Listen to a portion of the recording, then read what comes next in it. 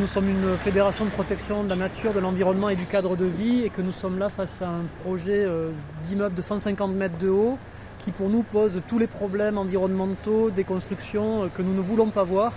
Et à ce stade de la connaissance du dossier que nous avons et de la manière dont le permis de construire a été délivré, ça nous paraît particulièrement inquiétant, à la fois sur des aspects environnementaux.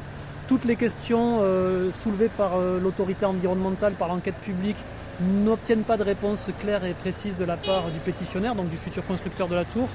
Toutes les questions en matière urbanistique non plus. Clairement, une tour de 150 mètres de haut à cet endroit-là dans Toulouse, c'est loin d'être neutre et c'est loin d'être anodin. Ça pose aussi des questions de sécurité en cas de risque majeur différent.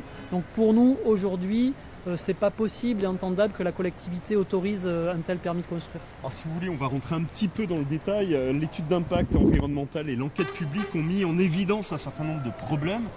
Quels sont ces problèmes ?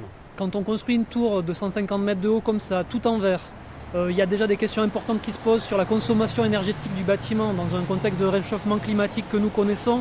Ça pose un vrai problème. On parle aujourd'hui des îlots de chaleur et du fait que les constructions ne doivent pas contribuer à augmenter la chaleur en ville.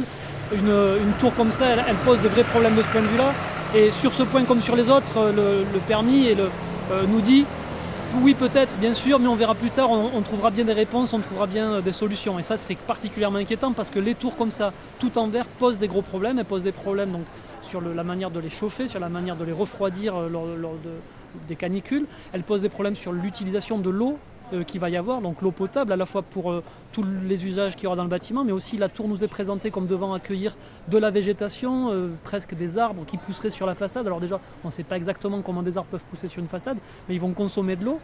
Par ailleurs, ils vont poser des vrais problèmes, et c'est un des points qui est soulevé, c'est qu'il n'y a pas d'étude du risque que représenteraient des vents violents qui pourraient éventuellement emporter des parties de végétaux au-delà, et donc qui retomberaient où ? Ici dans la rue Bayard où nous sommes, sur les allées Jean Jaurès. Donc clairement, cette construction qui est vraiment loin d'être anodine appelle une considération toute particulière et qui là n'est clairement pas faite dans le cadre du permis de construire qui a été autorisé. Et c'est donc ce permis de construire que nous ne comprenons pas et sur lequel nous allons faire un recours aujourd'hui. L'étude d'impact et l'enquête publique ont mis en évidence également des problèmes liés à l'hydraulique. Exactement, dans le quartier de la gare Matabio, la nappe phréatique se retrouve assez haut, donc à 2 mètres sous le niveau du sol, donc c'est assez haut. Le fait de construire une tour de cette hauteur à cet endroit-là, avec les fondations qu'elle va nécessiter, va créer un effet de barrage en fait dans le sol, donc dans la nappe phréatique. Et donc ça veut dire que la nappe phréatique va monter à cet endroit-là encore, et donc dès qu'il pleuvra beaucoup, comme c'est le cas en ce moment par exemple, le risque est que du coup la nappe déborde à fleur et qu'on aille vers des inondations par exemple. C'est un point qui a été identifié dans l'étude d'impact, mais rapidement.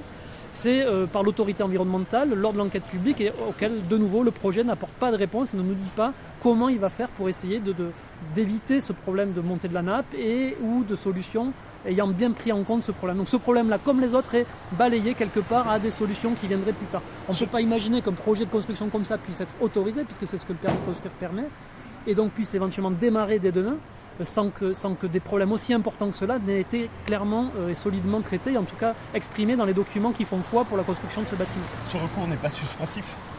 Le recours que nous faisons au fond n'est pas suspensif, effectivement.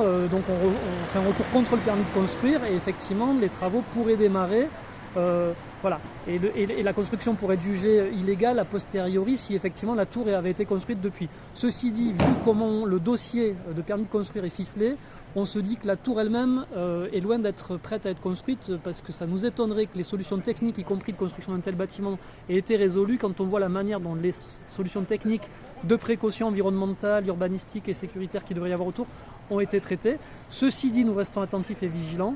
Et il n'est pas impossible qu'un recours en référé soit fait et qu'il là serait suspensif si nous voyons le démarrage des travaux au vu de la dangerosité, de l'inconsistance des réponses qui pour l'instant nous sont présentées. Les travaux pourraient débuter quand ? À partir du moment où le permis de construire a été délivré en juillet dernier, il est affiché d'ailleurs sur la façade du bâtiment, les travaux pourraient très bien débuter cet après-midi ou demain. Ouais, juste sur le barrage de la Ganguise, alors vous affirmez qu'il y a un dispositif de sécurité à l'endroit de la construction de l'autoroute citadine qui est lié à un barrage au bois. Effectivement, c'est un des éléments qui a été identifié par les personnes qui sont vraiment penchées sur le dossier, c'est que dans le cas d'une éventuelle rupture du barrage de la Ganguise qui est dans l'Aude, qui aurait pour effet de faire augmenter le niveau de l'eau du canal du Midi. Donc il y a un dispositif qui est réfléchi à l'échelle de la région pour en cas de rupture de ce barrage-là, qu'on ne peut pas éviter, surtout dans les dizaines d'années ou siècles qui vont venir après la construction éventuelle de cette tour.